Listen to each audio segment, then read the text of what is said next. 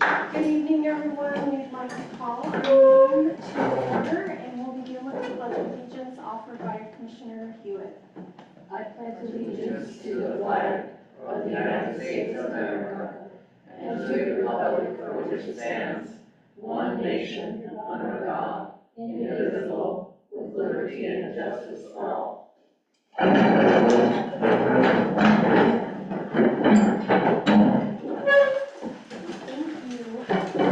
We'll begin with a roll call. Commissioner Bueller? Here. Commissioner Day? Here. Commissioner Hewitt? Here. Commissioner Roops? Here. Commissioner Robertson? Here. Commissioner Speaka? Here. And then Commissioner Terry. Thank you. Okay. The July 7th minutes were posted online, but we did just receive a copy And I did send a tonight. Okay. Yep, These tonight. are new. So would anyone like more time for that, or do we have any corrections? I have not had a chance to read through them in print, so I have corrections, no corrections. but I think if we need time, we should take it. Okay, awesome. All right, so if that's okay, we'll go ahead and we'll have minutes stand Okay. till next meeting. So everyone can have a chance to read those hard copy. Alrighty, no courtesies, no proclamations. We'll go to board and commission reports, and we'll begin with Commissioner Speaka. Nothing to report. Commissioner Bueller? Yep. The library met on Wednesday, July 16th. During that meeting, there was a good review of the summer reading program. Again, we have about 160 student age participants, or 360 student age participants in the summer reading program and over 100 adults. So it looks like that has been a very, very successful program. The intern from Stanford is also doing very well, and the work she is doing is very much appreciated by both the library and the staff, the library and the patrons. And then we spent a good amount of time editing and updating our budget, which should be coming to the city pretty soon.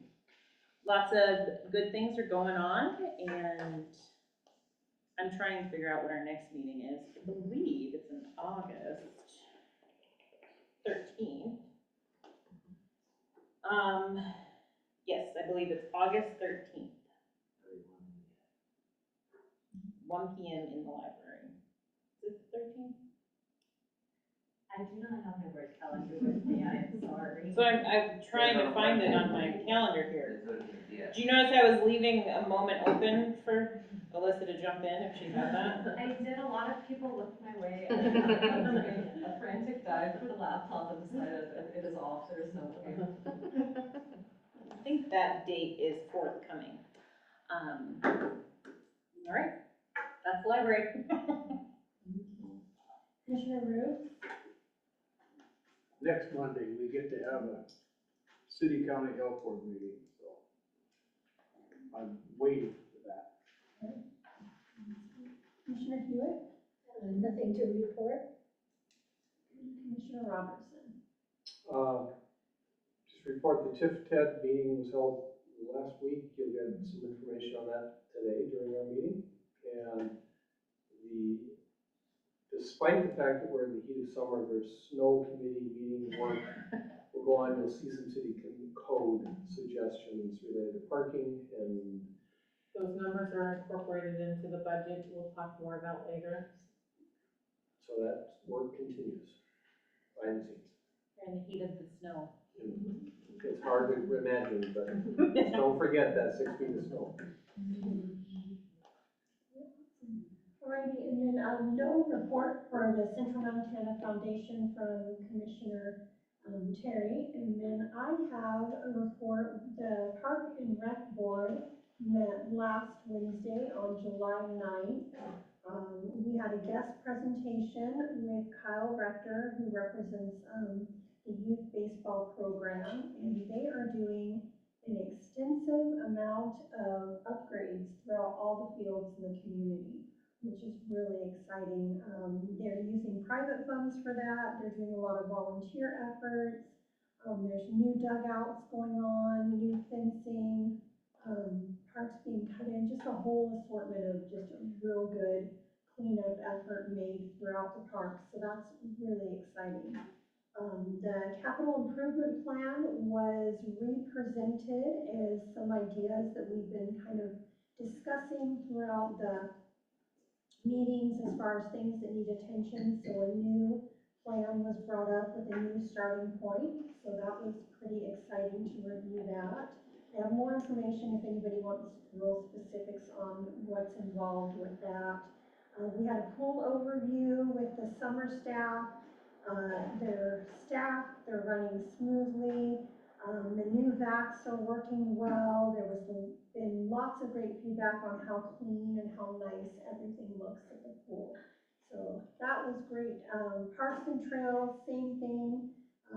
Trails are being maintained nicely, no big news in that department. There is a position posted, is that still available? There is a position posted for a trails manager.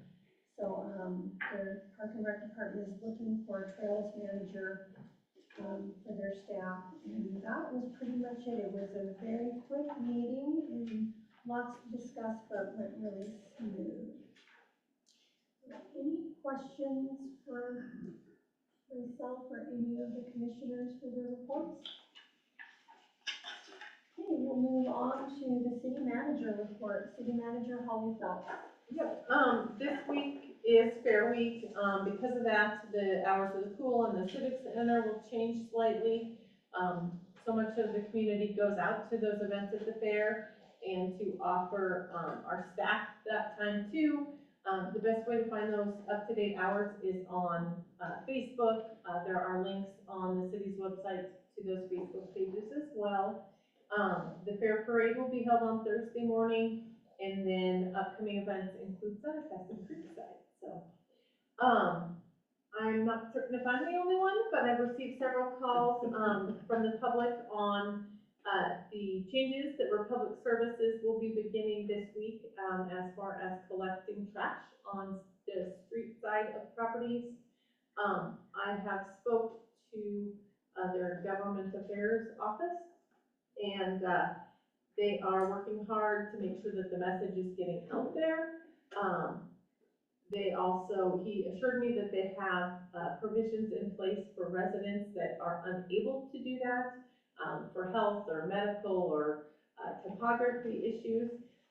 And I was told that they should contact the site manager, which is here, if they have concerns on that, and they can assist them with that.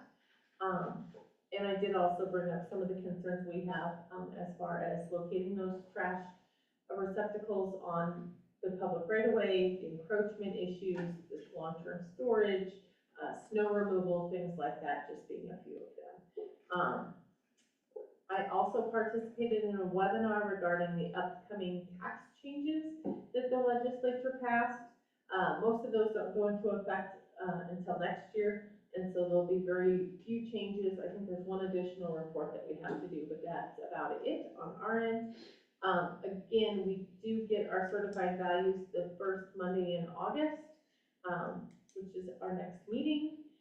And the goal is at this time to do all of the necessary work to pass a preliminary budget August 18th. And it keeps us in line with the final budget passing on September 2nd. And as Commissioner Bueller kind of alluded to, if necessary, we can figure out some budget work sessions and things like that. We are in the process of getting budgets from the various departments and things like that, so. The Civic Center is busy with their flag football registration. That is primarily being done online. You can find a link on the city's website or Facebook for that. And that will begin very soon. Practices start August 5th. The DEQ continues their project on the old dump site cleanup. They are kind of working through the environmental assessment process. And so we hope to see some action on that again. They are beginning to be concerned on the cost of the project, and so we may need to go back to the legislature for additional cleanup funds. Which again, it's an actual ranking process, and so would not happen for another couple of years, and so that could prolong the project out a little bit. The water system improvement project has moved from Brassey to Second Avenue South, and that's kind of the last leg of that project. That's gone well.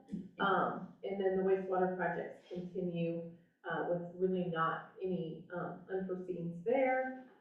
The water department has also been doing just kind of some regular routine maintenance of curb stops and repairing leaks and things like that.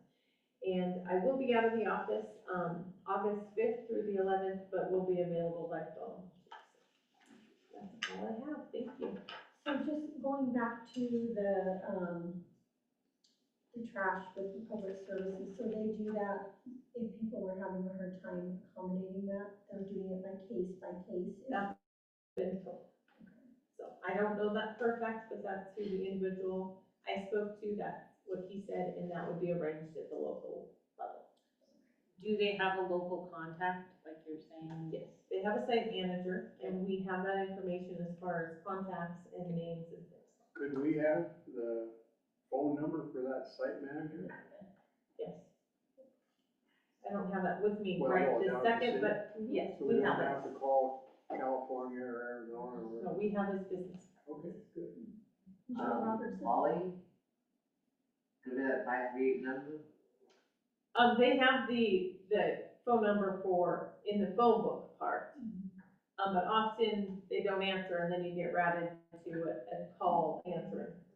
Well, this number was 465388393.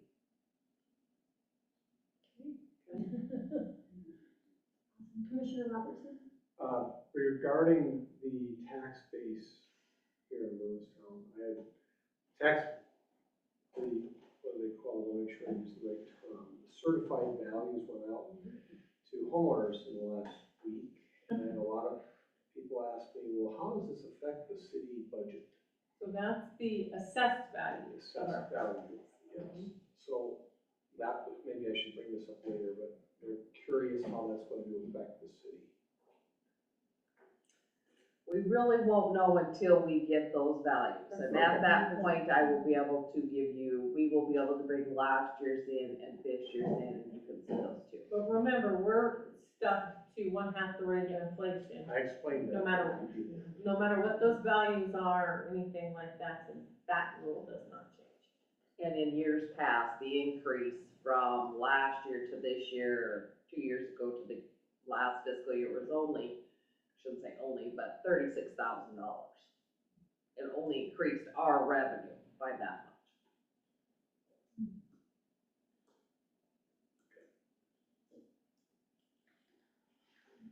Any other questions at all from the commission regarding the city manager report?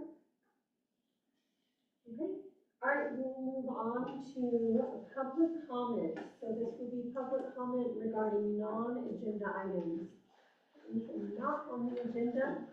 Do we have any public comment? Okay, we'll move on to our consent agenda.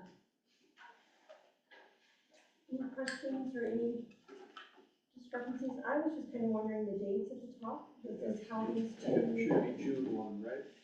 No, No. So we do have Right, but is it like two one sets. day? One from the previous fiscal year, one from the new fiscal year. That looks very confusing.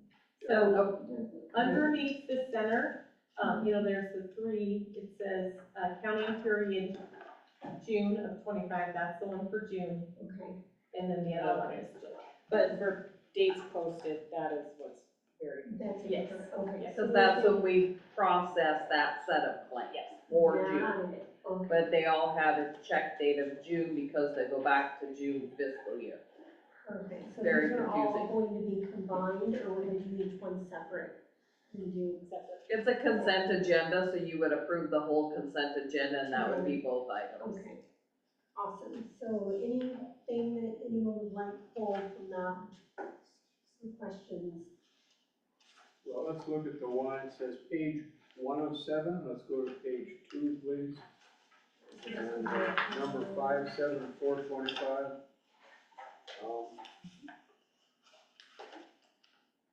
Was that from Dick Anderson Construction, is that work done out at the wastewater treatment plant? Yep. Or- They've got the contract to do those Okay. wastewater improvements. So that's not lines or anything anywhere else, okay, No. thank you.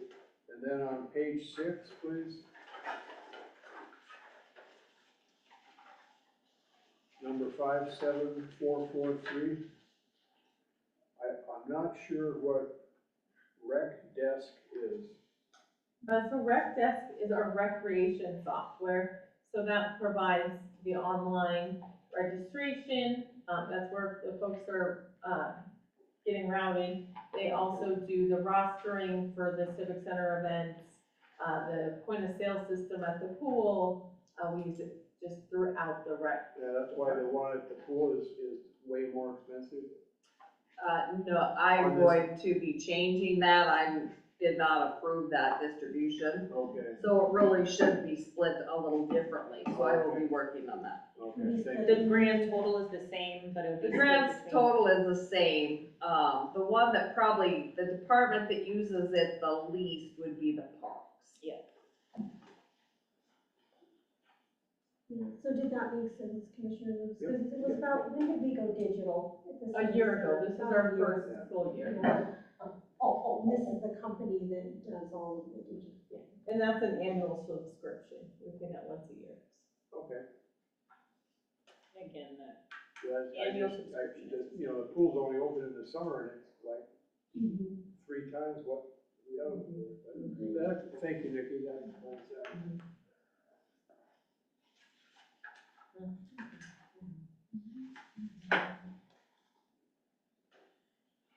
I was just gonna ask on page 7 of that same claims, the T-bid distributions there. Where exactly are those for? Where were you talking about? On page 7 of 7. So Treasure Oh, State sorry. Lifestyles is an annual publication, and then also the Enjoy Lewistown. So that is the LDA gets that money for Enjoy Lewistown. Got it.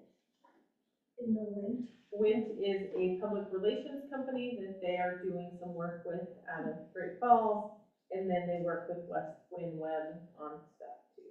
And that's also LDA. That is Chris Wheeler. Okay.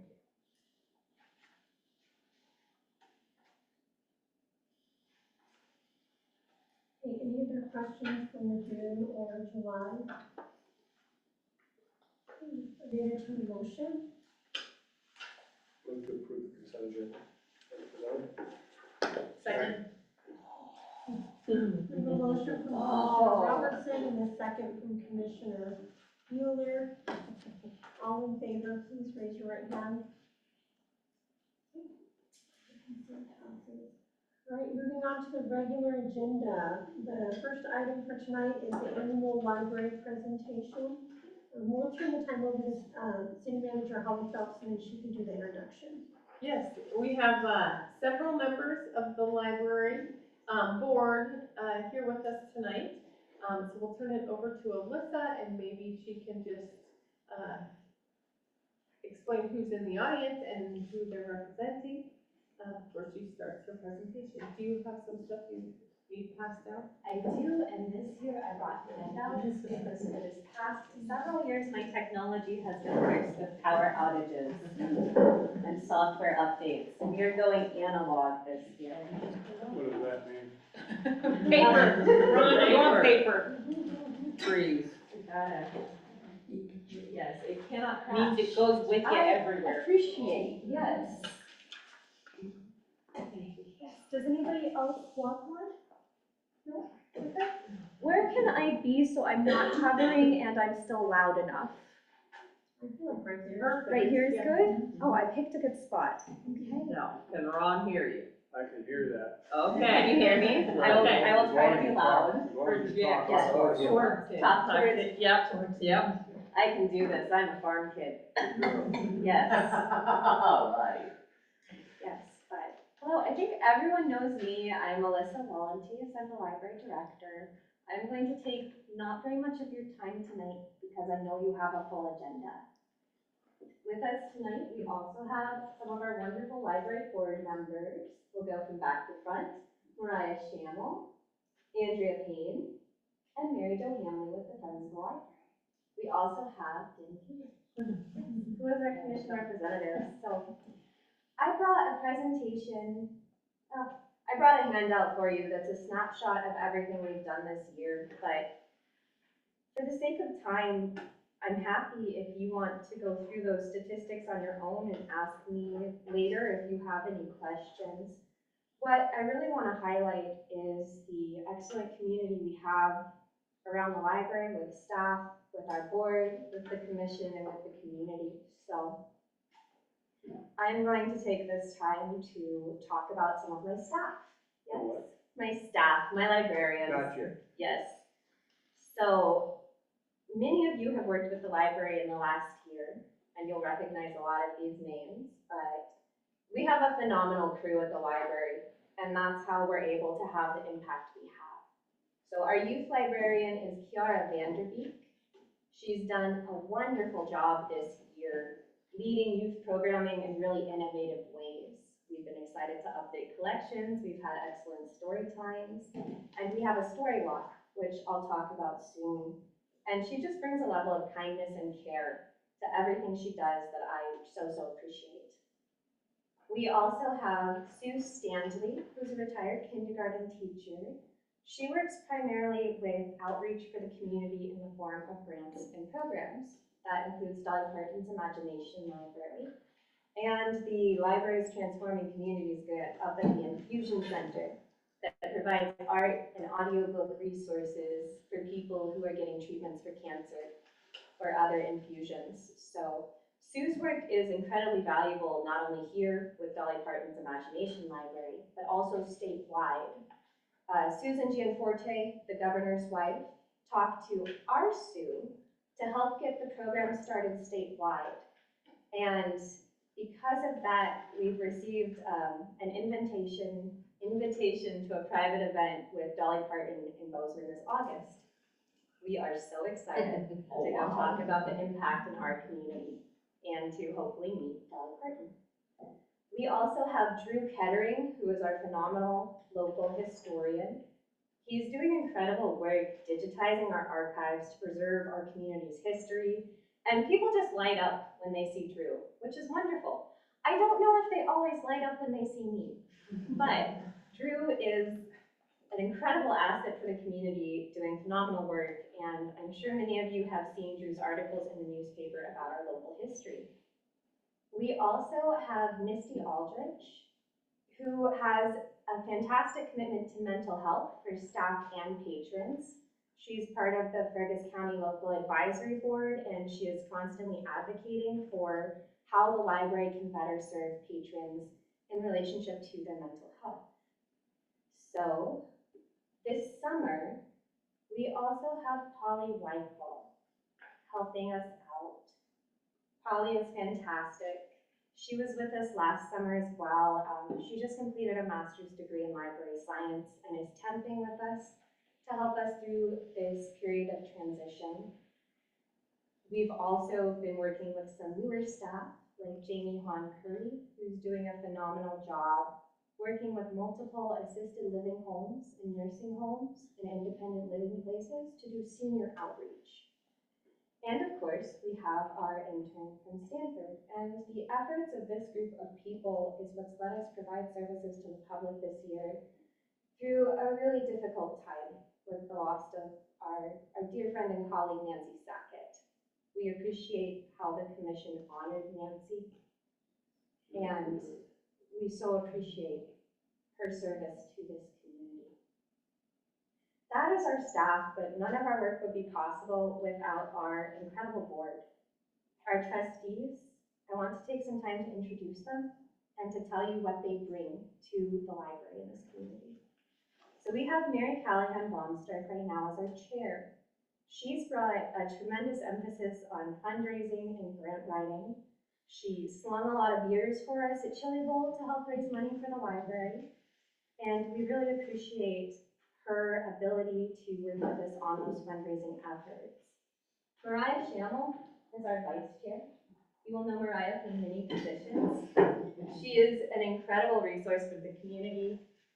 especially in her role on the school board. And I appreciate at the library, as a kid from an ag and rural community, how Mariah advocates for rural services.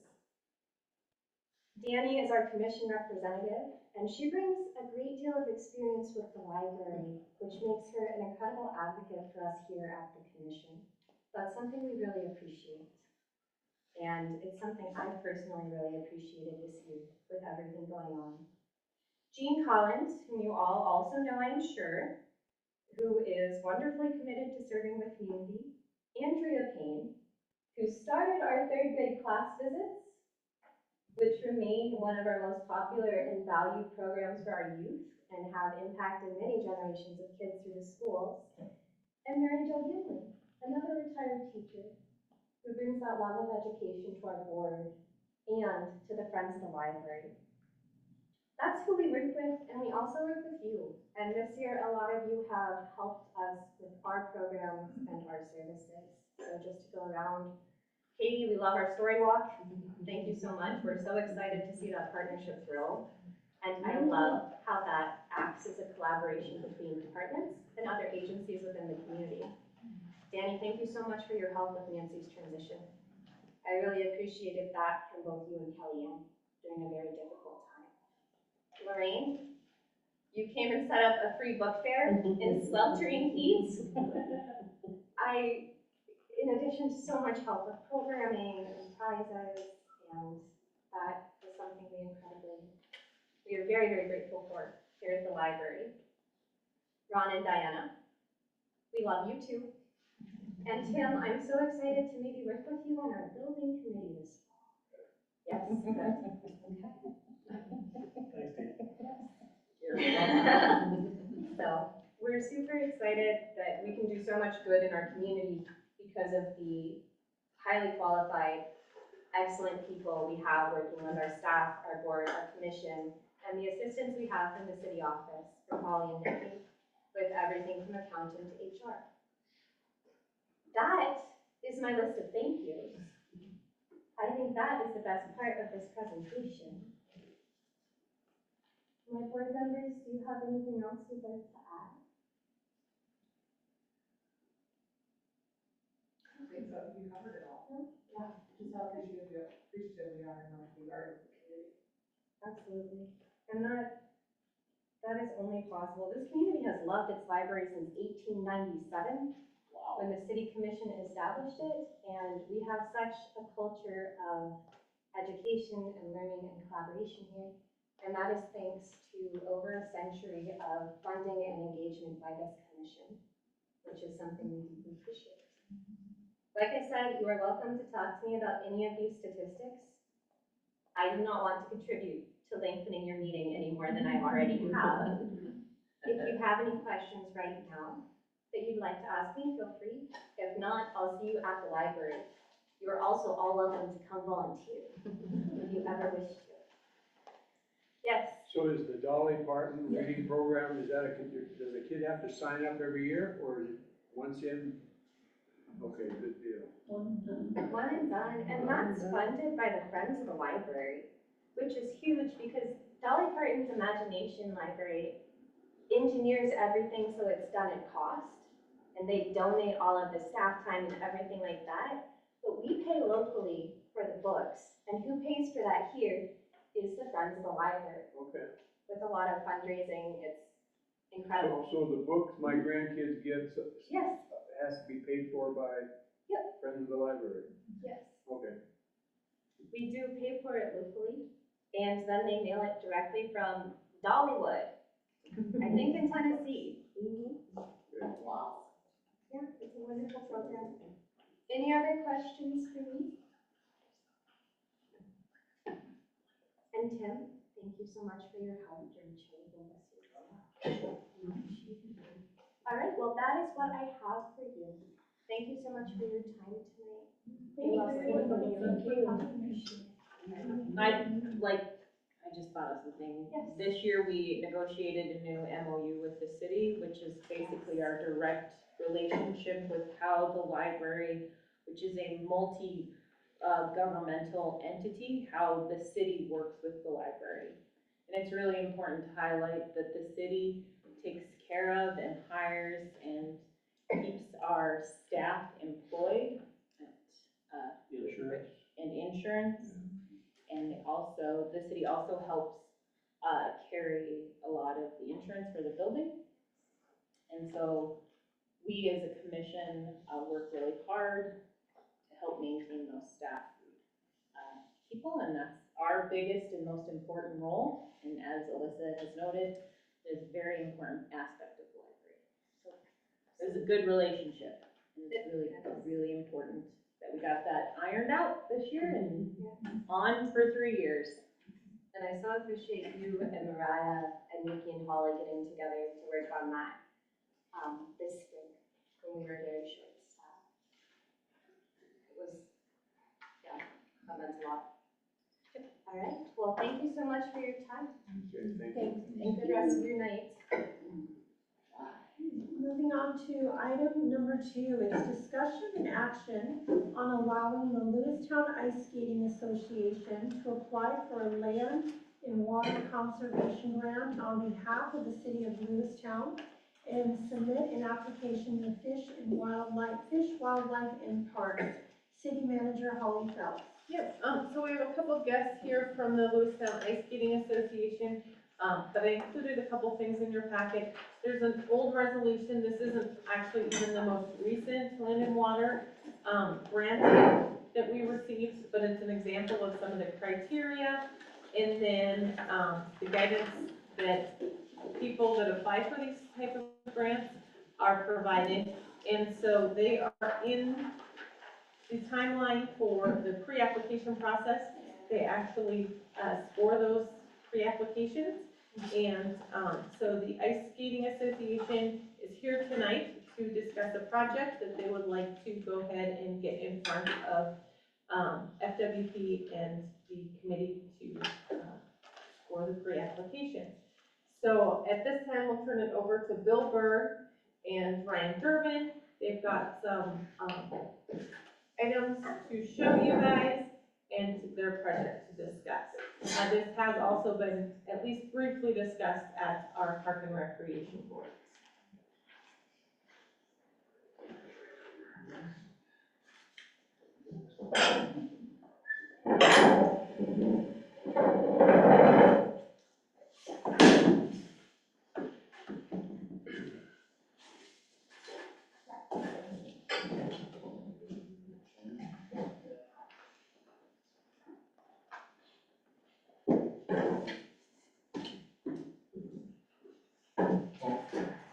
These are, go ahead, Ryan. I guess we've been working with an architect, Intrinsic Architecture. I'm Ryan Durbin, the president of the Lewistown Ice Skating Association. We've been working with Intrinsic Architecture out of Bozeman to do some preliminary drawings for a pavilion, a covered ice rink. And in the process, we would also create a new picnic area. We would eliminate the warming hut there, the cinder block building, and put a new picnic table area on one end, which would be here. And I've got some more drawings here I can hand around. There would also be, I think this one here probably shows it. We would add additional parking where this picnic table area is here. We would like to add some handicap parking here that you could pull off the main Cook Street there and park and have access to this in the summer.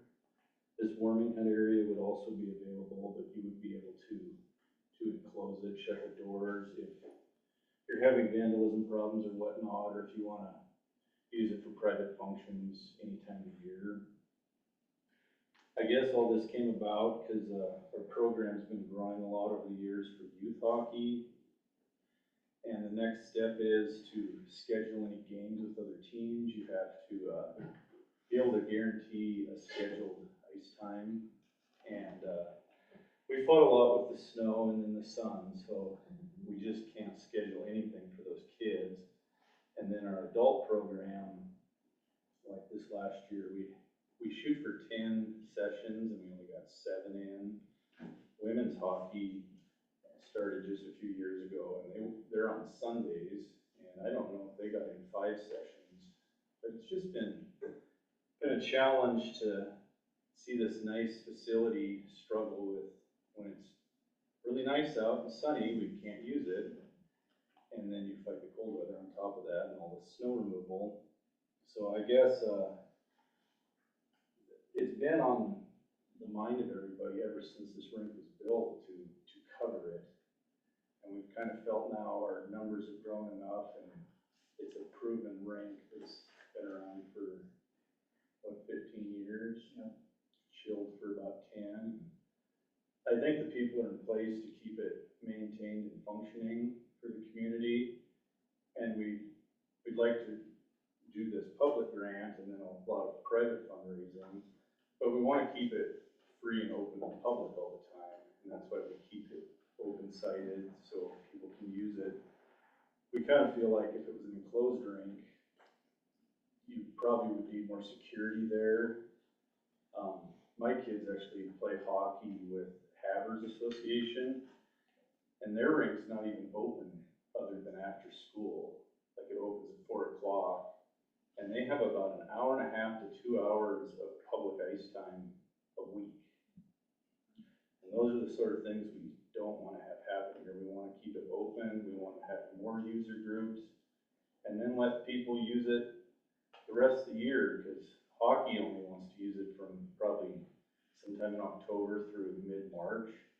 So then there's still 8 months out of the year for roller skating or movie events, weddings, family reunions and all that. You're looking at putting the present ice skating rink and putting a building around it? It would be a pre-engineered steel building. What? Pre-engineered steel. Covered, it's just gonna be enclosed, okay. I'll bring these around, maybe what Bill can show you a few things too. Actually, it'll still remain open. The sides will be 12 feet high and open, so it'll just be a cover over the top. Oh, all right. The corners, from a structural standpoint, will be closed in, like you see here. This is Cook Street right here. So you'd be looking kind of southwest. This would be that new picnic area. The old Lions picnic area, which sits right here right now. And the pool is behind that building? Yep, and we'll show a picture of that. Okay, so it's like an open air building? Right. Gotcha. Yeah, here's a view from the southeast. This would be the water slides. This is the existing pool building. Okay. This is the new concession stand that we're currently working on. So this would face the park. The Sure. playground equipment would be right about in here. Okay. And where are you going to increase the parking? Well, right where the current warming house is, for that picnic shelter. There would be, I forget how many, one of the caveats of this grant is we have to provide ADA or accessibility. And I think 5 or 6 pullouts would be kind of where the porta potty is right now. Right.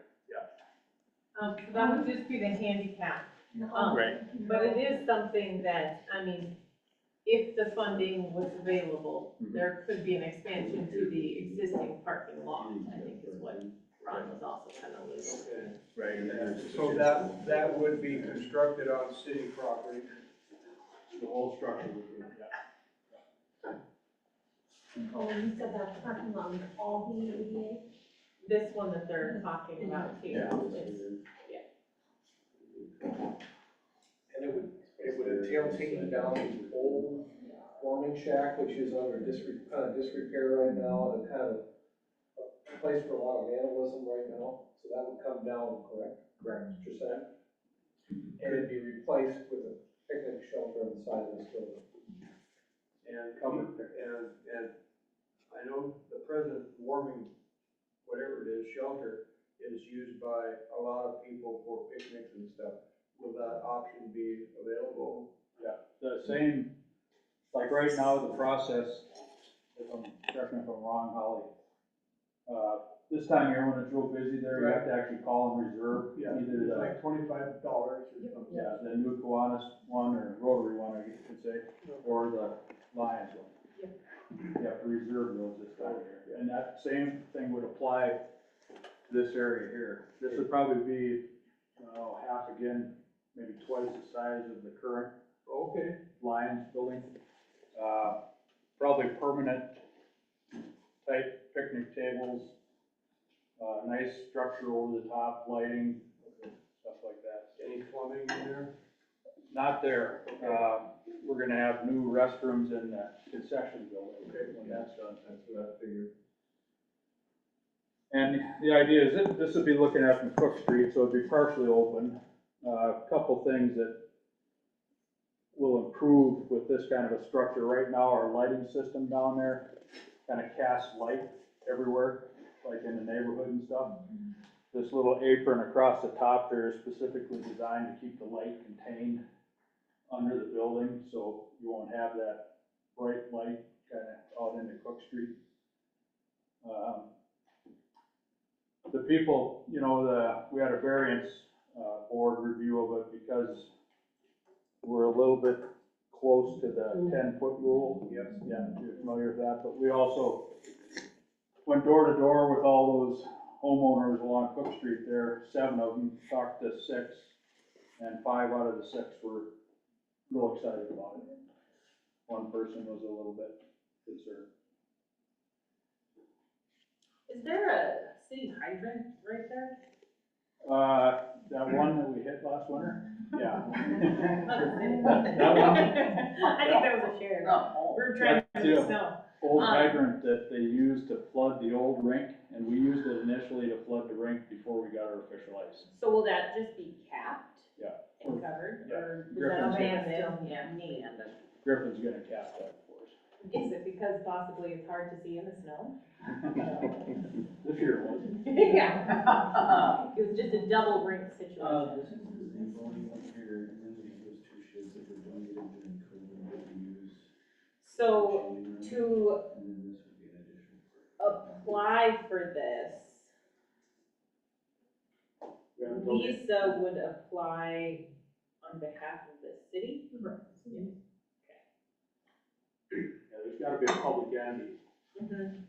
Sponsoring. Are we, and I'm not, I'm actually for it, but are we essentially giving the skating association permission to put this building on this property as a result of this? Yes. Or incorporated with this is really permission to put this building there and apply for this grant. Is that correct? I believe it's to try and get funding for this type of project. The plans and expenses and things like that could come up at a later date. The resolution, this one would come back to you at a later date.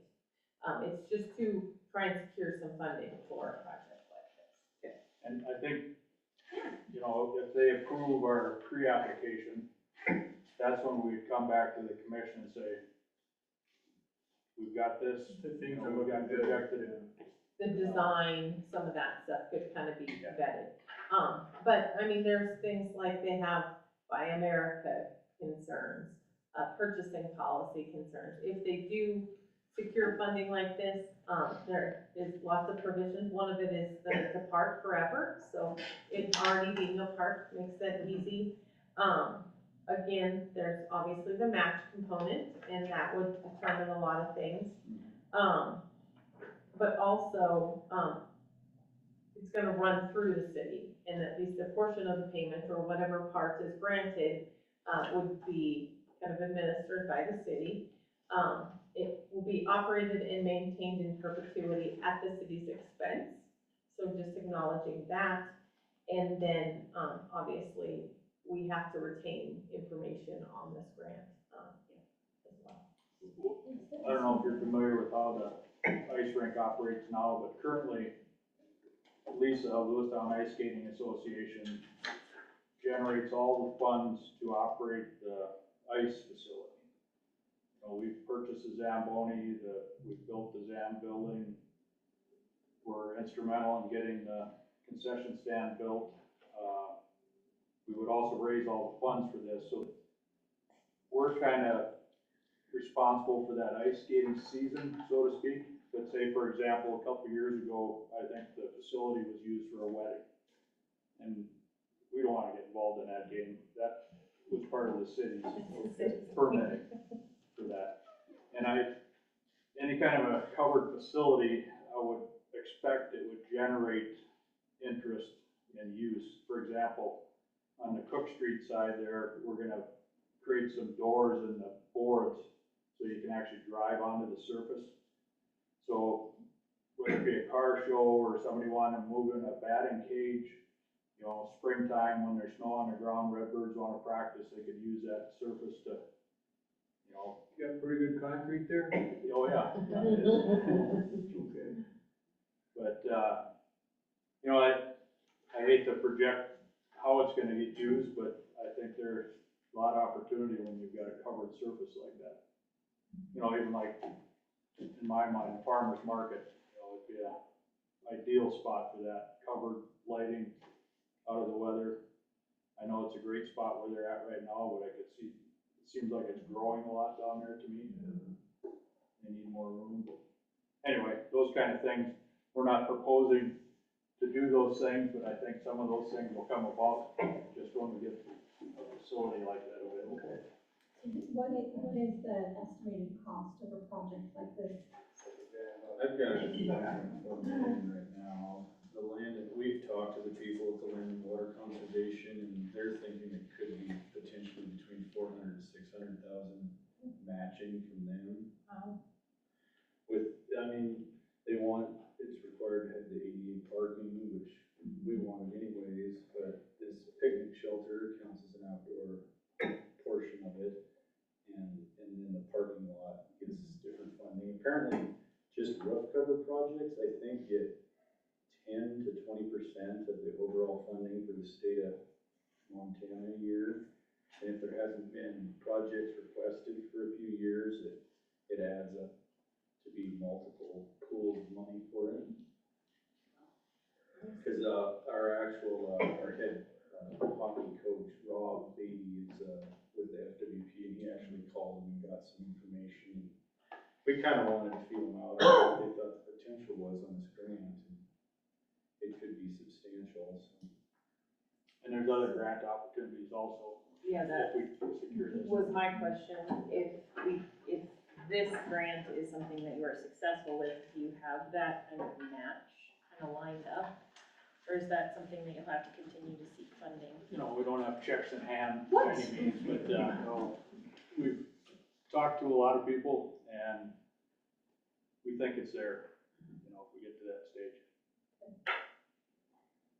You know, we have a pretty good track record going back to 2009 when it started, starting with the rink, which I think all of you know how it's an artificial ice rink, you know, that's not natural ice anymore. And that was our biggest project in both Century and Tim's company. And, but we went around, raised like $250,000 at that time. And then the boards were the next big project. This is by far the biggest project, but I think we have kind of a proven track record, have built a lot of goodwill within the community. And I think we could raise whatever matching funds we need. Do you know how many kids are in hockey, youth hockey right now? It's around 100 this year, wasn't there? And probably 35 adult men's or adult hockey on Wednesdays. There was close to 20 adult women on Sunday night. The one thing we've always prided ourselves in is 70% of the time the rink is open to free public skating.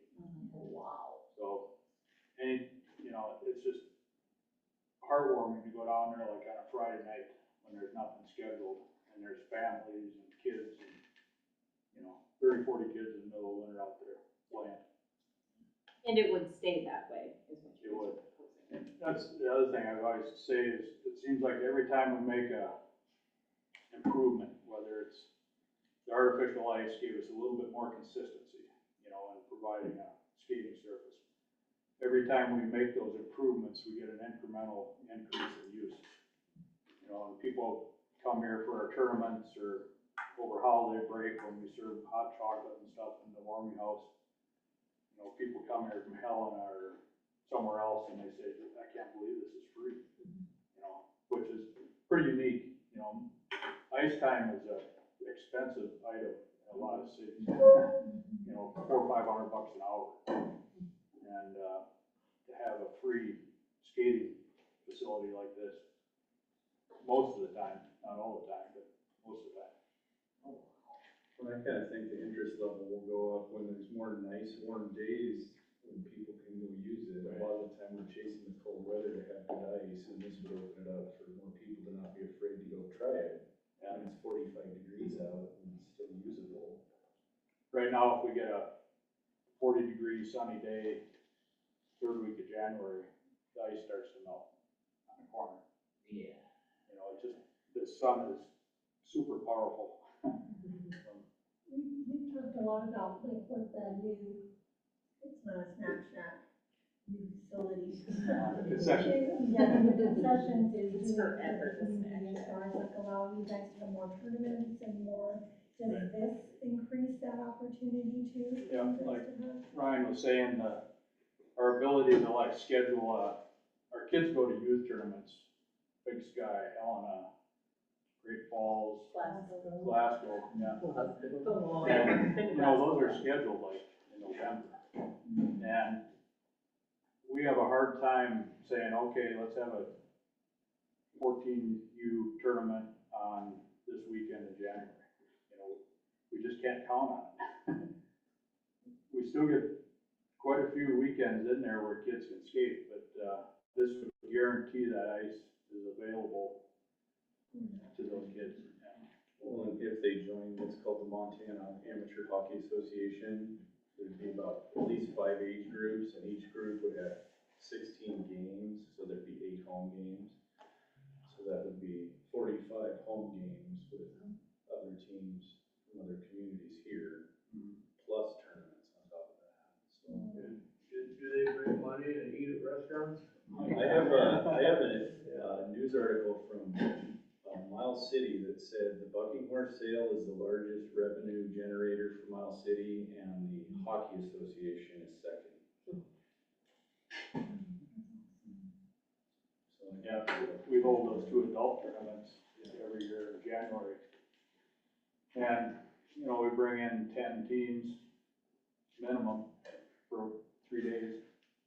And, you know, they stay in motels or eat at the brewery.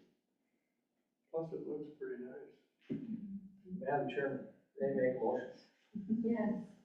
I make a motion to grant permission to the Lewistown Ice Skating Association to construct and operate a covered open air facility over the current skating rink, and to apply for the Land and Water Conservation Grant on behalf of the city of Lewistown and submit an application to Fish, Wildlife, and Parks. Second. I have a motion from Commissioner Robertson and a second from Commissioner Bueller. Any other questions or comments from the commission regarding this project? Is this covered under city insurance or ice? This will be under, City. Their programs, you have insurance for their programs, okay. but the facility itself is under the city. Yeah, when we hold an event, I'm sorry? when we hold an event like, the 2 adult hockey tournaments we hold, or when the kids hold a tournament, they have to have event insurance that we buy for that weekend. So what, say a family goes down there to skate during free time, who covers the liability insurance on that? The city, okay. How about maintenance of that building, 15 years from now? That would be city. Yes. Okay. Under the Park and Rec Department. Okay. Is there gonna be some kind of a lease or anything like that? So we've been working on an MOU, for quite some time. It kind of went on hold as we kind of were waiting for some of this to kind of play out, I think, a little bit, and, kind of dial in what the level of commitment is between at least the group and the city. So there'll be something written down? Okay, thank you. Right now, our fundraising plus our user groups, adult hockey, youth hockey, we charge them per hour to use the ice because it's exclusive use. All that money goes into paying the bills for generating ice, basically. Right now, the city provides us with water and gas and some lights, the security lights, not the main lights. Any other questions from the public or the commission? I got a question, this is back to, so there's gonna be a public, enclosed building? Gonna keep the sun off in the winter time, that type of thing? Yeah, it'll be a covered ice rink. I wouldn't call it enclosed because the sides are gonna be open. Oh, okay, it's gonna have loopholes and kids, Snow give out. it more ice and when they need it, okay. And what's into the, Mr. Wallace and Huck, why that involved? They manage the Land and Water Conservation Fund, which is a federal grant program, correct me if I'm wrong, Holly, which, just a couple years ago, it used to be annually funded by Congress, and now it's permanently funded every year to a certain amount. And Oh, okay, that- that's one sense, yeah, okay. And that money is divvied out to the states, then they manage the grant program. You know, like us, Missoula got, a little over 500,000 2 years ago for their ice rink, but it goes to everything, pools, skate parks. This is if I have Soccer an inside field. pool, inside big, Missoula, right? It's supposed to be outdoor projects only though, outdoor recreation. Oh, I see, okay. Not indoor So- projects. Like our pool, we got a LWCF grant for that when we redid the pool. Thank you, that is my question, thank you. I have one more question. In that this is going to become a public facility owned by the city of Lewistown after you build it and then grant it to the city of Lewistown, I assume. That's how most of these work, correct?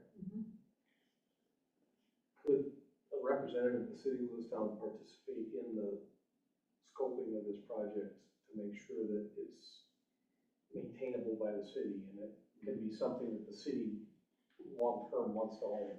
Does that make sense? Yeah. Is there any prohibition from having Holly or somebody? So typically, the way we route it is through the Park and Recs Board as we go through the process. Both Right. Lorraine and I are on there, Bill's also on there. So there's some general oversight on type of construction, materials, things like that. I just don't want to set a precedent where anybody can go build something and say, here, it's yours, you can now do it with it. Well, it's even like It's not Tuesday. the two, kind of temporary locker rooms that we built there, we got approval from the park board to do that. This is so permanent that, Right. and if the city needs to maintain it, obviously there are certain aspects of it need to be maintainable by the city. And it doesn't burden the taxpayers to a great degree. But to our credit, I guess, the city hasn't had to cover any of the maintenance so far. It would be But this will similar to how Yeah, this is the big. Ashland complex, Sparks Field, the pool, soccer Yeah, complex, yeah. all run the same. That's right. And I just, as a commissioner, think it's important that the city weigh in on those as they go so that we don't end up with an albatross someday we can't support. Somebody builds something and gifts it to the city that the city then is a burden, finds a burden. So, Any other comments or questions? Let's do a roll call vote. The motion is to allow the Lisa to apply for the Land and Water Conservation Grant on behalf of the city of Lewistown and submit an application. hold on, that was not my motion. I had a preface to the motion I want to add to that. It was to grant permission. I'm sorry, Nikki. That's I think it's important that this be in there, to grant permission to Lewistown Ice Skating Association to construct and operate a covered open-air facility over the current skating rink. And apply for the grant. And Okay, grant permission to construct and operate. a covered open-air facility over the current skating rink. And apply for it. I think it's important that we have that on record before they go to all the effort, because I'm assuming part of the application is it allowed? Are you allowed to do that? Are you allowed to do this?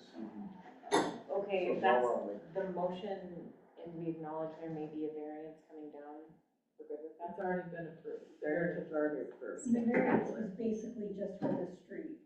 Setback. For the setback. And did we have on file those neighbors are approving of that, or was There was just one neighbor that was not in favor. But I did meet with all the ones that received the letter from the variance board. Knocked on 7 doors, talked to 6 of them. One was a rental, the one that didn't answer, or nobody was home. And 5 of those 6 I talked to were in favor. But the same person that was at the variance board was the one I talked to that said no. But she loves seeing kids play over there, but thought it would mess up her view. But then she followed that with, I'll probably be dead in 3 years anyway. I said, I probably won't be too, and she said, no, you won't. So, Okay, so let me read this again. We're granting permission to construct and operate covered open air facility. No, we're granting permission to the Lewistown Ice Skating Association to construct and operate covered open air facility.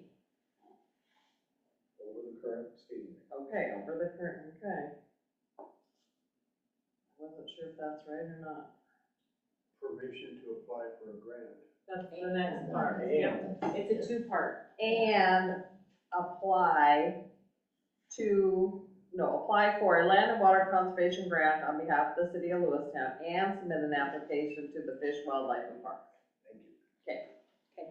There's the second, who seconded? You good with that? Okay, I'm perfect. good with that. All right, Commissioner Bueller, Aye. Commissioner Day. And I'd just like to add to my vote, like, thank you for the due diligence of bringing something visual and explaining everything. It makes a world of difference. So thank you. Commissioner Hewitt, Aye. Commissioner Rubes, Aye. Commissioner Robertson, Aye. Commissioner Speaka. I, and also want to say, I think this is a great project and good luck in getting the funding. Thank you. Okay. Thank you. along your lines, Corinne, we could provide each commissioner with a copy of our drawings and stuff. Would that be helpful? Sure. On a smaller scale. Yeah. Just that. And I would love to roll this here and. Somebody like this on our chest, we can go around and check it.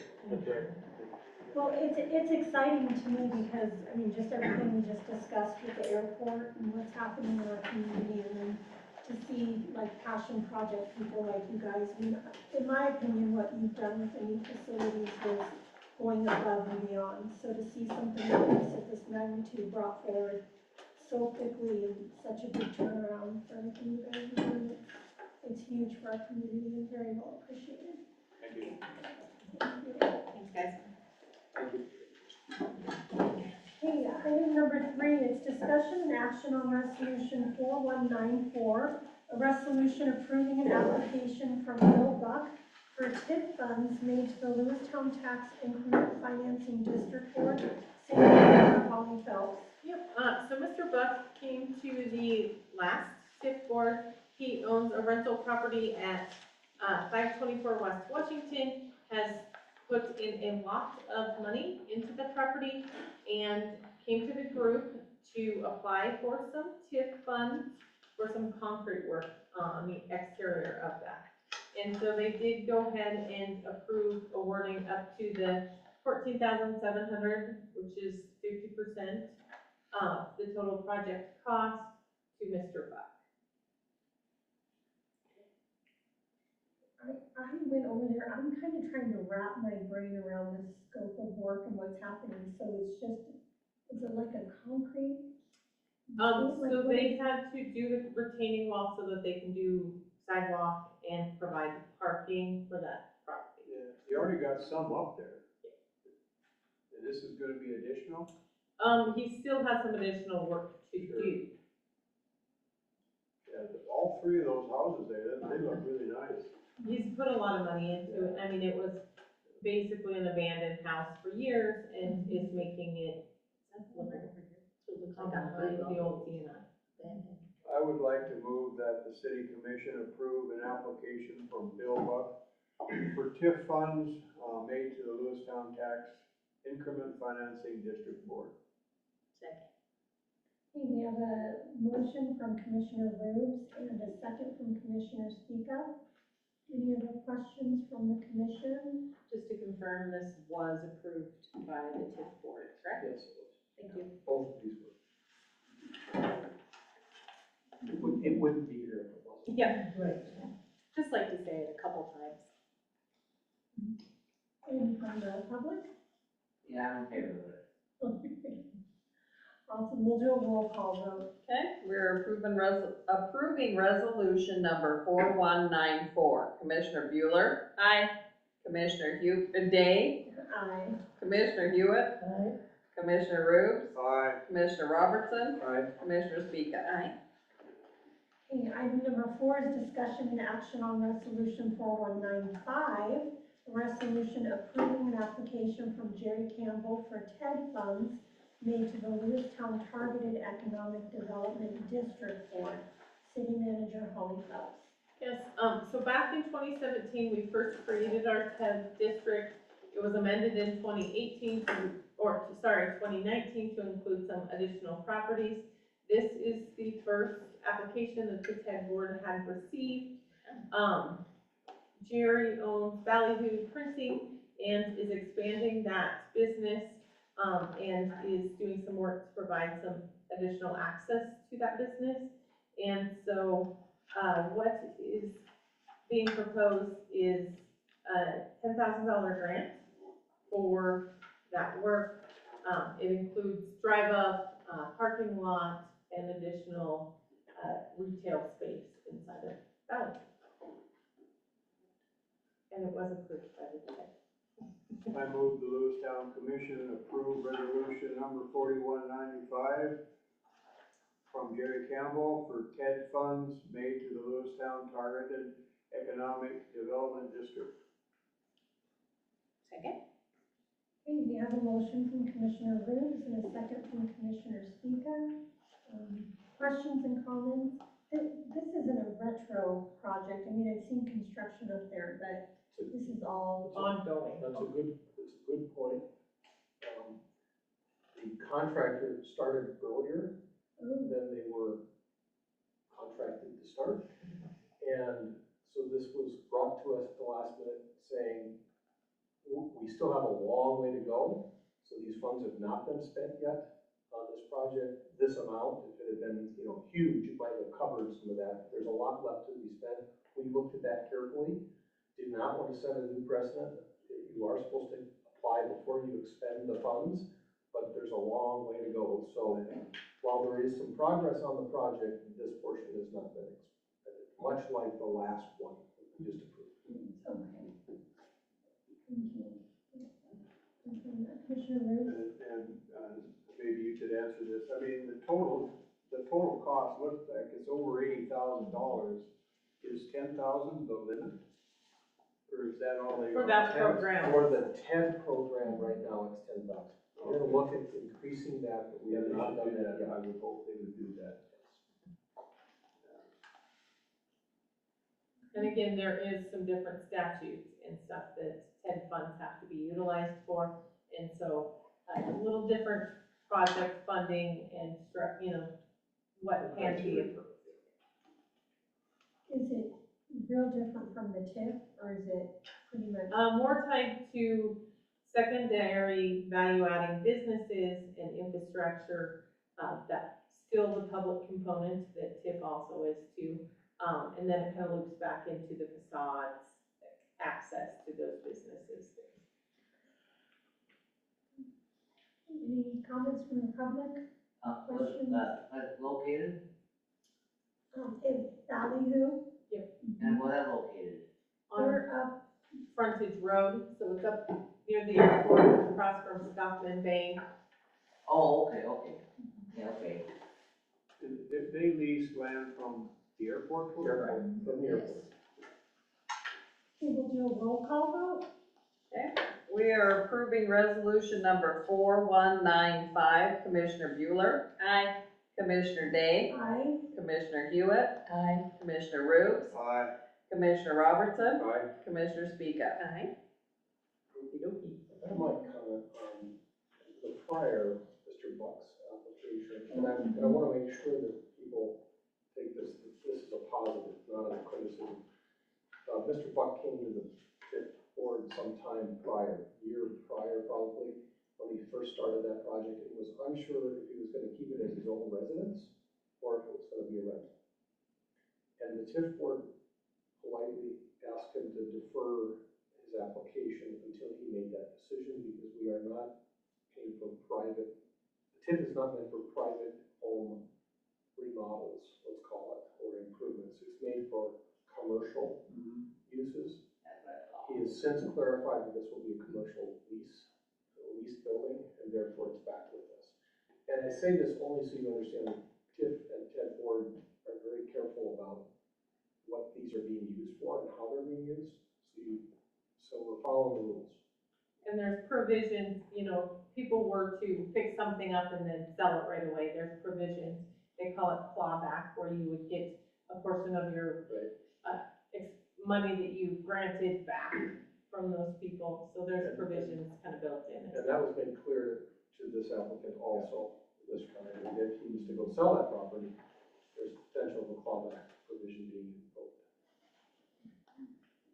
Is that on all applications? All applications. It's in the Application itself. application itself. We're good to move on? You got what you need on that, Nikki? All right, item number 5, discussion and action on approving an emergency services dispatch agreement between the city of Lewistown and Fergus County. City Manager Holly Phelps.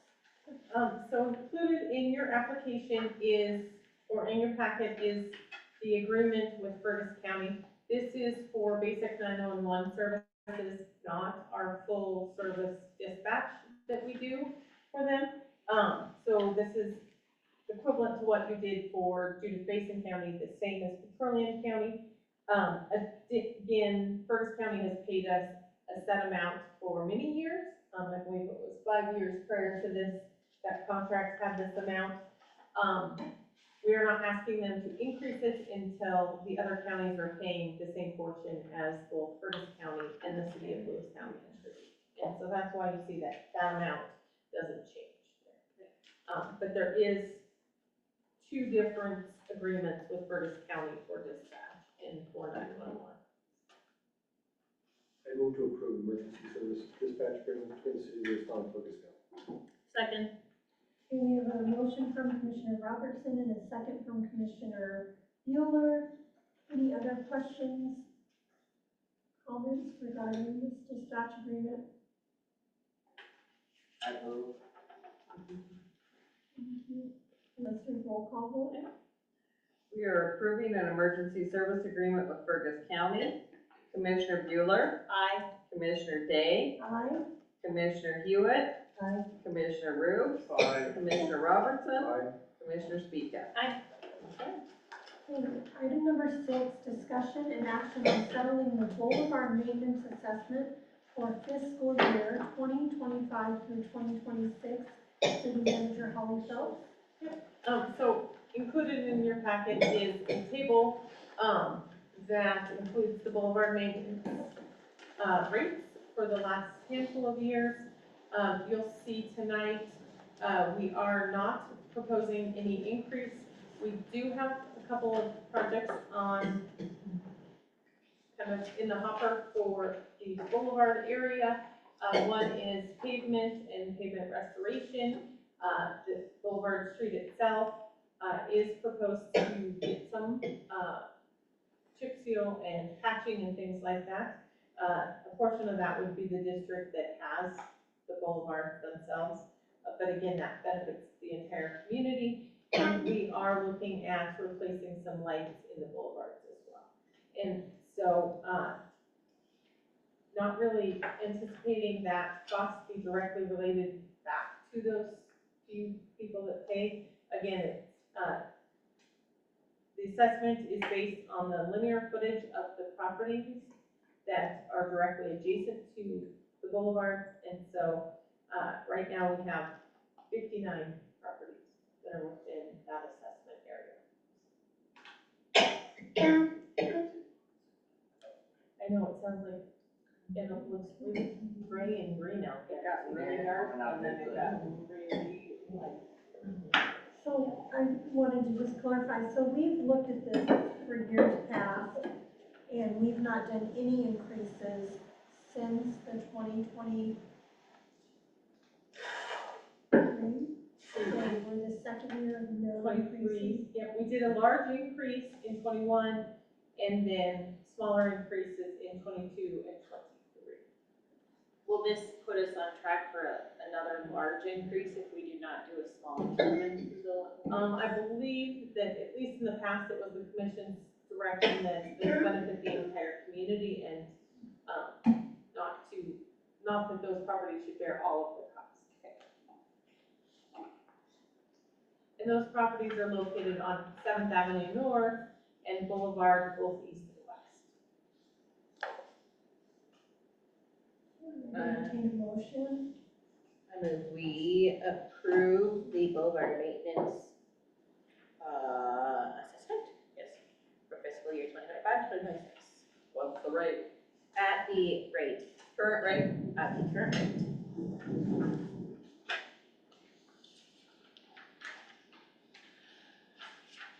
We have a motion, do we have a second? Second. We have a motion from Commissioner Speaka and a second from Commissioner Bueller. Any other questions or comments regarding this boulevard maintenance?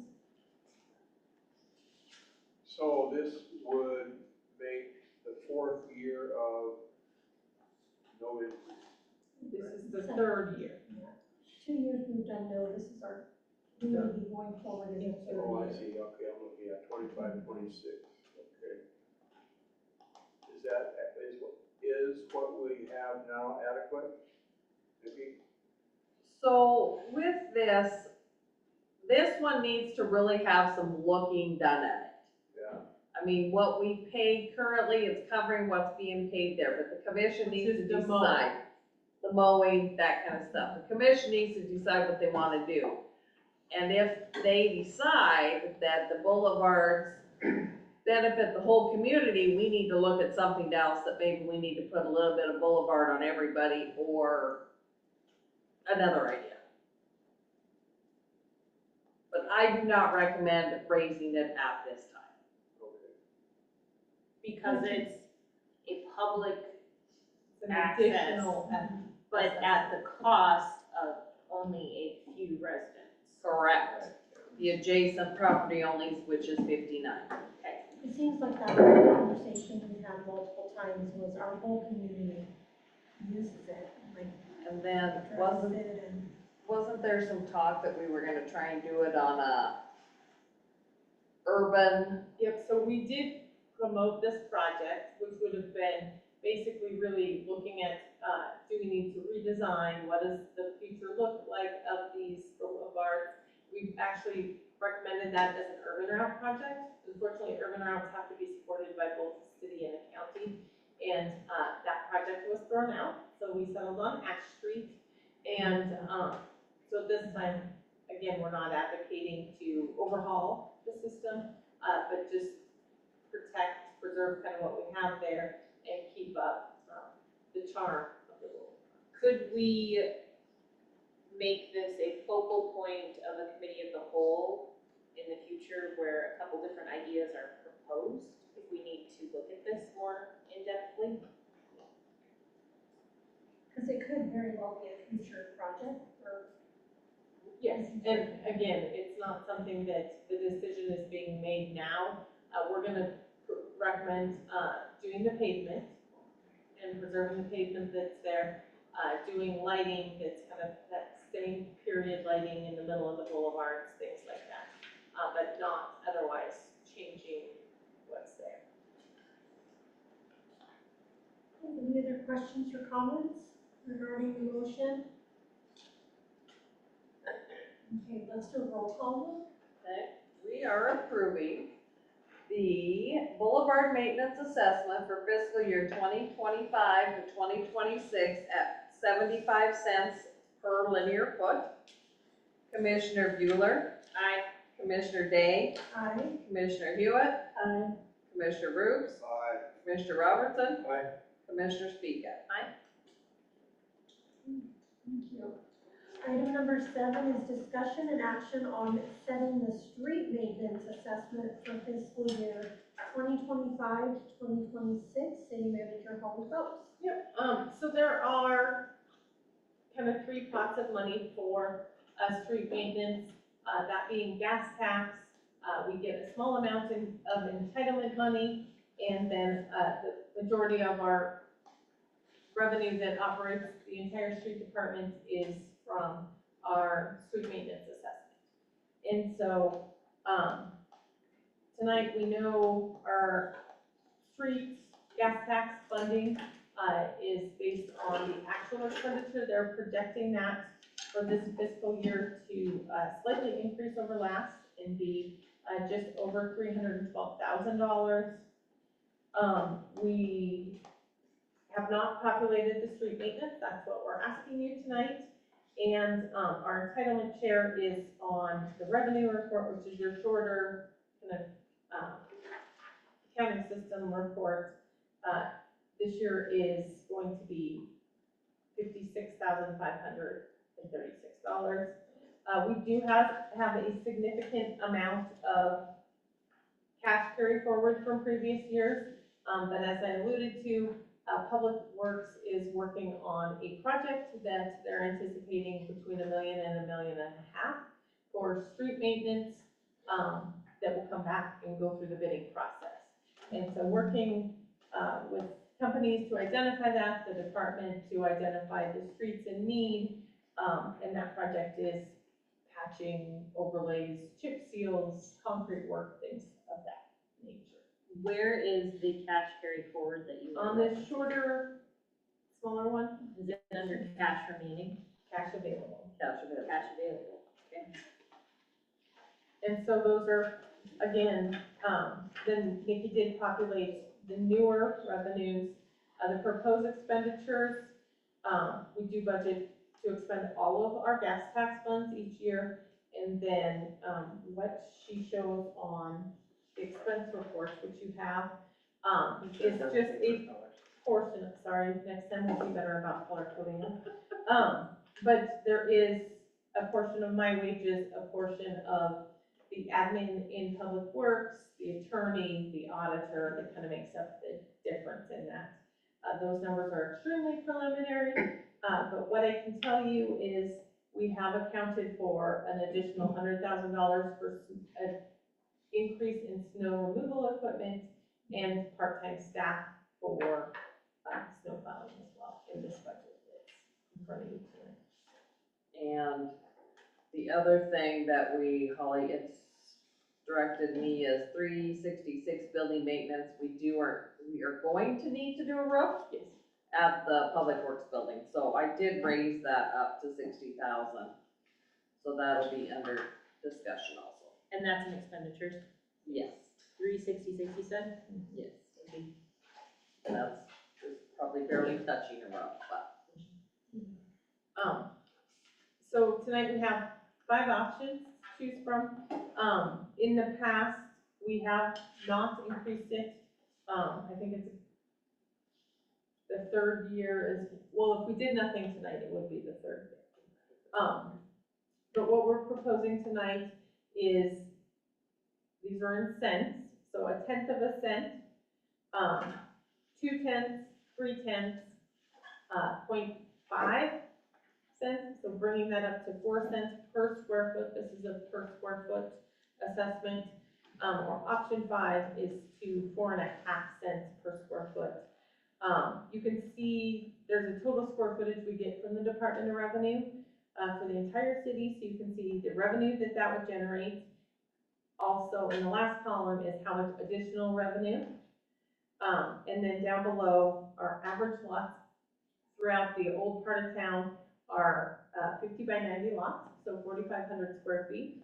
For those folks, what they would be looking at, depending on the options, and then we do cap our residential rates at a maximum of 1,500 square feet. So that would be the highest that the residential folks would see. Sir, any questions, comments? To appropriately fund what you guys are hoping to do, is there an option, Preferred option? preferred option? My preferred option, because of the increases for, equipment for snow removal and personnel, my preferred option would be option 4. That would come close to breaking even where we are today. Can you help me understand how these options correlate to the proposed revenues? So that proposed revenue, that amount is not gonna be in there, is it? Correct, okay, so let me just briefly run through that Excel spreadsheet. So what I've done, That spreadsheet. Show us before you come. sorry, this one here. Does it have the cash available proposed Correct. revenues? Okay. Yep, so the cash available is a rough estimate of what it is right now today. Okay, I haven't, we've got a few things left to close out, and that, I gotta verify my taxes and all that. So that's what it is today for both of those. My proposed revenues, now the gas tax that's up there is, I'm confident in that one because it does include the 312,000, and then the remainder of the 312 is investment earnings. Okay, so I'm confident in that. The proposed revenues, all I did for that was bring over, I increased the entitlement share, and I brought over exactly what we budgeted last year for street maintenance. This is column, or. The proposed revenues, 2,500 street maintenance Yep. assessment proposed Yep. revenue. Yep. Not And the gas, not the one above it. Nope. 1.273 million. yep, and that would also equal what's on this sheet here, your revenue sheet. So you can see what it has the entitlement share, it has some miscellaneous revenue, the tree assistant program, that's a new thing. So we can kind of keep track, so you can actually see what revenue we're receiving on that, so that's a line item now. And then the, street maintenance assessment is $1,148,000, which is exactly what we budgeted last year. And we came in at $1,139,000. I posted all the taxes, I'd like to, double check them, but I'm pretty confident in them. Okay. And then we did the investment earnings at 50,000. I lowered it a little bit because if you guys are gonna spend some money, I'm not gonna have that much to invest. Yeah. So does that make better sense of what the revenues are? So you would basically, if you're gonna go with her proposal, I would add on that additional revenue of 131,000 onto that proposed revenue. And my gas, that you mean gasoline or? Yep, we get a small amount of money from all the gas. It's basically a Oh, the proportionate gasoline share tax, okay. from gas purchases across the state. Okay, But you're saying that option number 4 kind of puts us at breaking even. Correct. Can you, because I need help always, just looking at the maximum residential square foot, you have a revenue column on this Excel spreadsheet on the bottom, and then you have additional revenue. What does the additional revenue mean? The difference from where we currently are, so what we were at last year, to what we're proposing. So whichever option it is. This is So- an additional.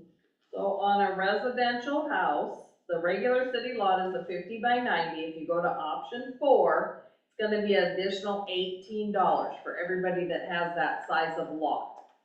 Now, with street maintenance, we do cap off for residential at 15,000, which is right below there. So if you have a 15,000 size lot, you're gonna cap out at $60 more a The year. street assessment amount would be $60 more than last. Exactly. Just wanted to make sure I was reading that correctly. Good. So if you have 2 lots of 50 by 90, then that would simply be $36. Correct. But if you had, Your double lot is gonna be double that. well, let's say at my old house, it was 16,000 square feet. But It maxes out. it maxed out at 15, so the most I'm gonna pay at that is gonna be the $60.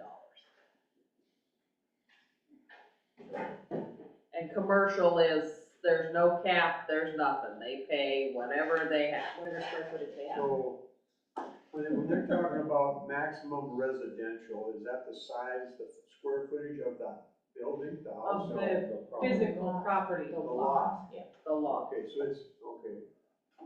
So you have a big yard. So if you have if you have 2.5 lots, Yeah, you're only gonna pay 15,000 square foot. You're gonna pay on the 15,000. If you have an acre, you're only gonna pay on gotcha. 15,000 square feet. Unless you are a commercial Correct. entity. Yes, this is strictly residential.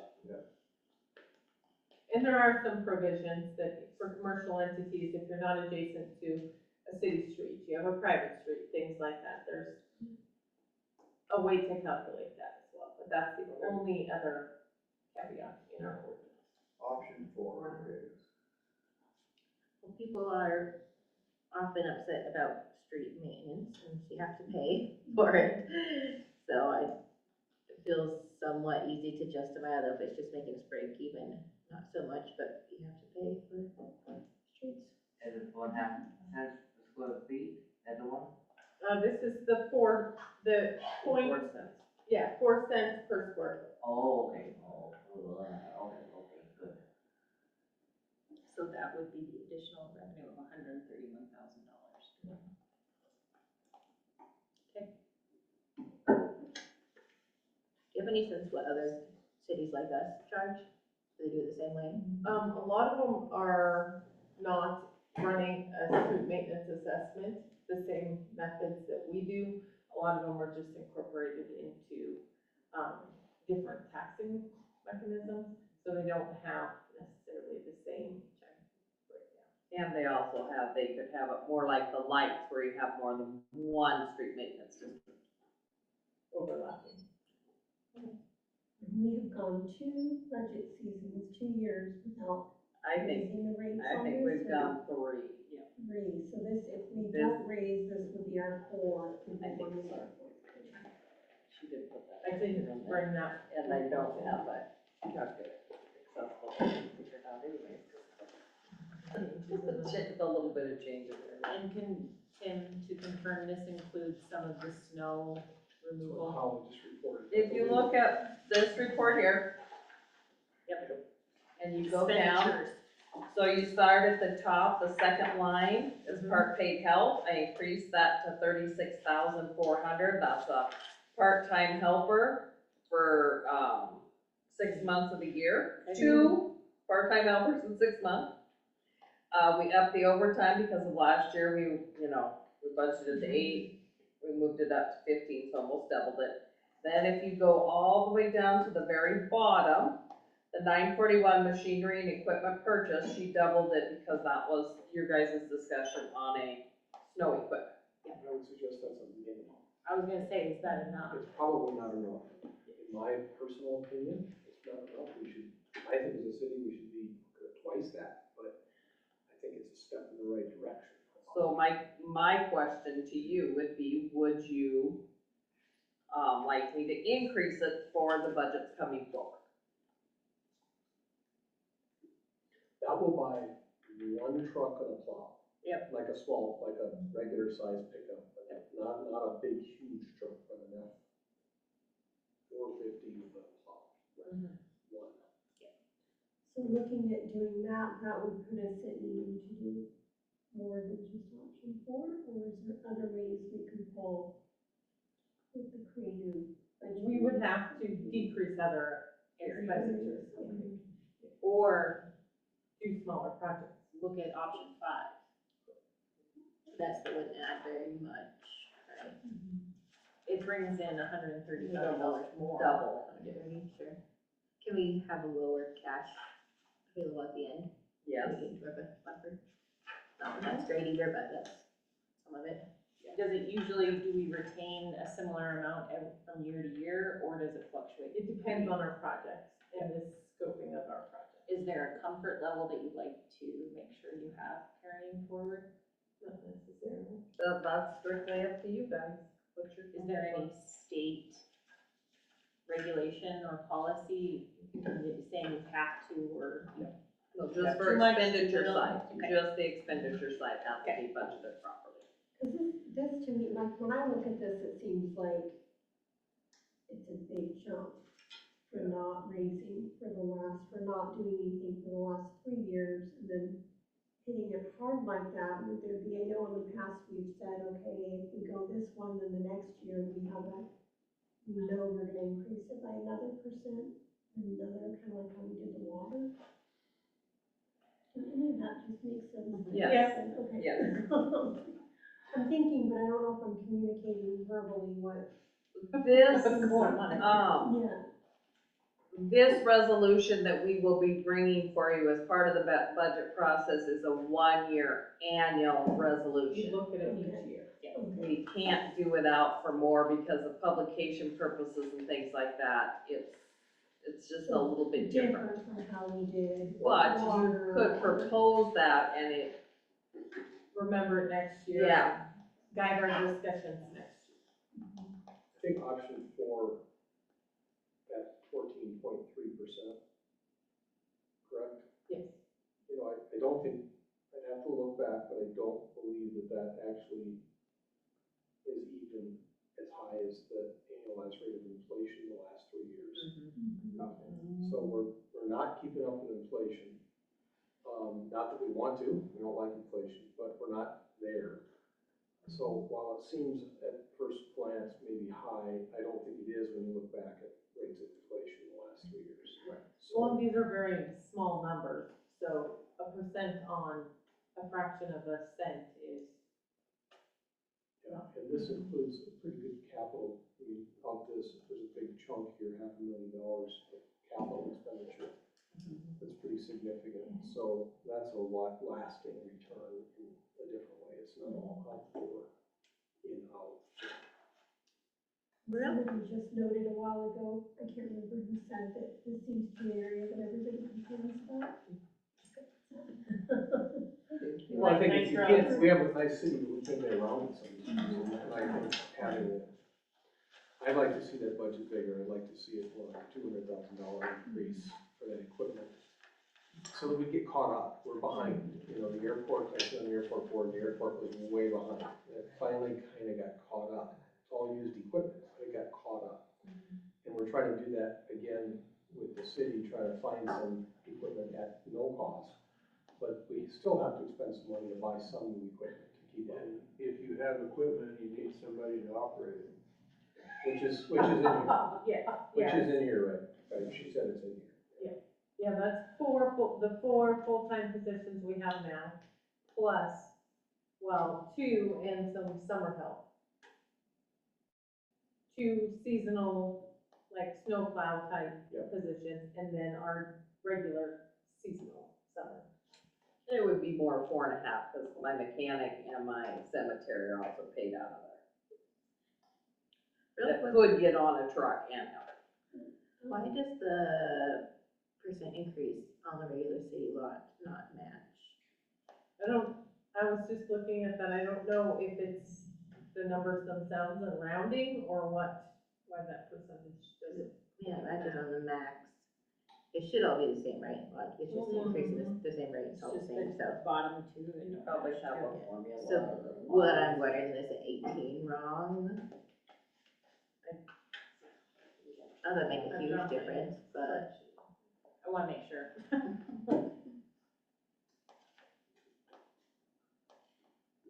Does she mean the options on the, So if you look right here, these percentages do not match those percentages. the options 4 and 5? So if we do not These are different. increase this We're year, wondering if that will. then affect we're going to that. have to increase it the next year. So we might as well do it this year. Yeah. But do we do 14 or 25? If it's not increased this year, it would be the first year in a long time that we've gone that long since we've made the increases without increasing, if that makes sense. Yeah.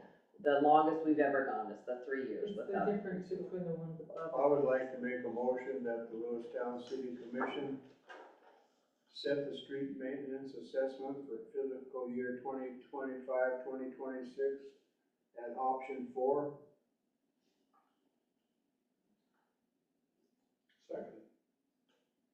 Okay, we have a motion from Commissioner Ridge and a second from Commissioner Robertson.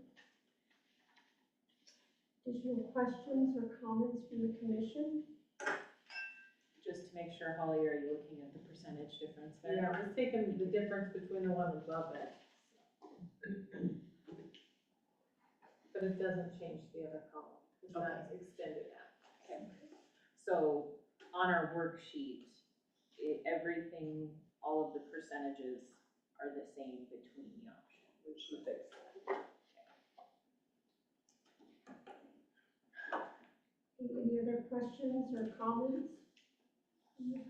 Just, I would, just a comment, I do believe this is the first time, in 4 years I've ever voted or moved that we increase that. It's pretty important to me, the street maintenance. I would also like to note that, like Commissioner Robertson said, if we are going to support the snow removal that the community would like, we do need to look at that machinery and equipment purchasing line and make sure that we have enough money to do enough work to impact that. And this is not, we will gladly take as much feedback as that, we're not approving that. Exactly. That's just your candy for next time. Okay, option 4 is still what we have right now. No, No, that's an increase to 5 cents. 5 tenths of a cent, half a cent, please. It's up to 4 cents. Oh, that's right, half of a penny. Okay. So the current rate on that sheet is what we see currently. Option for my street and maintenance taxes will go up $36.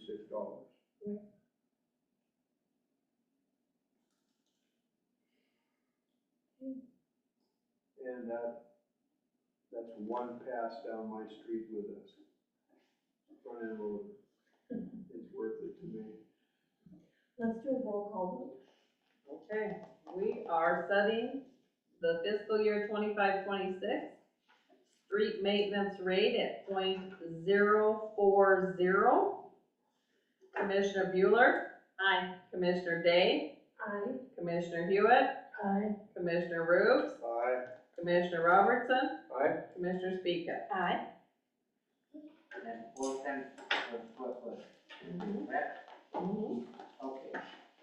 Okay, our final agenda item for the night, number 8, discussion and action on approving the rebuild of a sewage pump for the sewer department. City Manager Holly Phelps.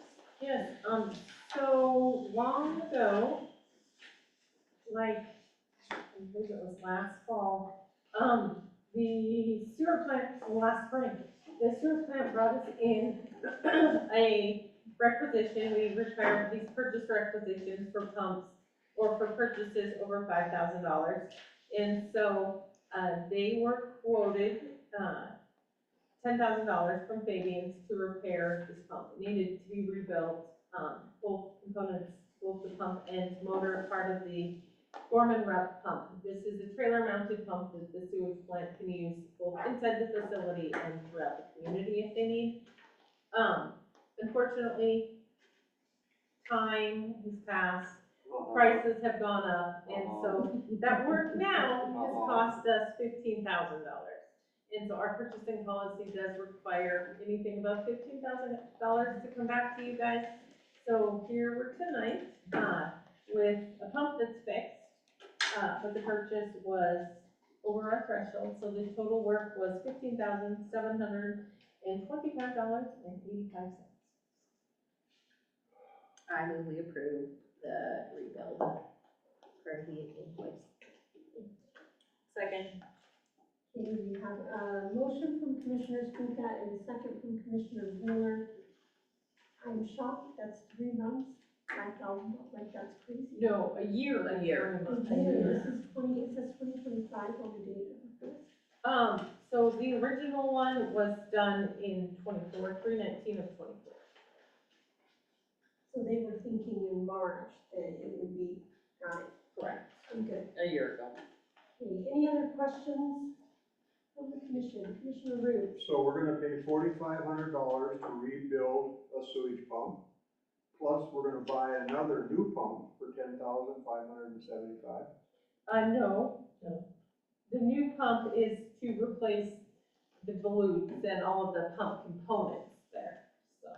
In the existing, I mean, it is a component of this pump, it's rebuilding the pump. Oh, so The first line is the the labor. term new pump on this, bid sheet, that's not accurate? It's not a whole new assembly, Okay. it is one pump, it's that helps. to So basically we're still only rebuild. gonna have It'll one. work like new. Oh, okay. It's the hope, Yeah. right? Is that, it's gonna work much? Do we have money in the account that is paying this to cover that? Great. Any other questions or comments from the public? I'm good with it. I just would make one other comment if I may. You know, at first I kind of blanched at this and went, wait a minute, well, that's a big increase. But then I remembered as a private contractor, sometimes when you put a price on something, let's say it's $10,000, you don't always come in at a profit.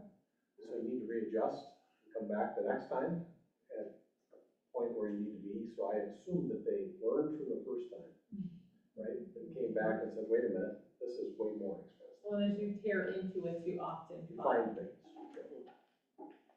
So I can kind of understand. I was looking at the wrong year. There's two of them, yeah. All right, let's do a roll call vote. Okay. We are approving the quote for the wastewater treatment plant rebuild of a pump. Commissioner Bueller, Aye. Commissioner Day, Aye. Commissioner Hewitt, I, Commissioner Root, Aye. Commissioner Robertson, Aye. Commissioner Speaka. Aye. Awesome. Citizen requests. I got one question. The question is, since, city owns this building, how much is donated, monthly rent to this facility? On this particular building? Yeah. We get $1,000 in a roof fund to replace the roof on this building, so it's not rent, it's kind of capital improvement funding for the future. And then they pay us $1,000 a year, for basically upgrades to the facility. So the microphones, we need obviously a new table for our friend to the owl, things like that. And That's, then they're around $2,000 a year then. they give us $2,000 a year. Now, look, it's okay. This good, the security is okay. Thank you. Good question. Good question. Any other questions? Comments? Okay. Let's do commissioner minutes. We'll start on this side of the table with Commissioner Robertson. I have nothing to add this evening. Commissioner Hewitt? no, I just, it's been informative tonight. Commissioner Rhodes? Nothing. Commissioner Bueller? I'm going with everybody else. Feel the pressure. I know, you have to ask. I got nothing. Sorry for being late.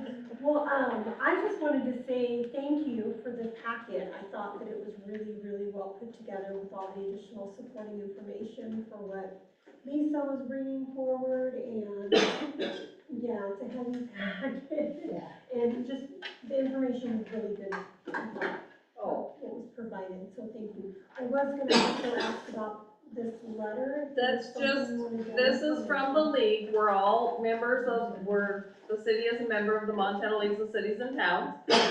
I am the director for District 5, so I sit on the board.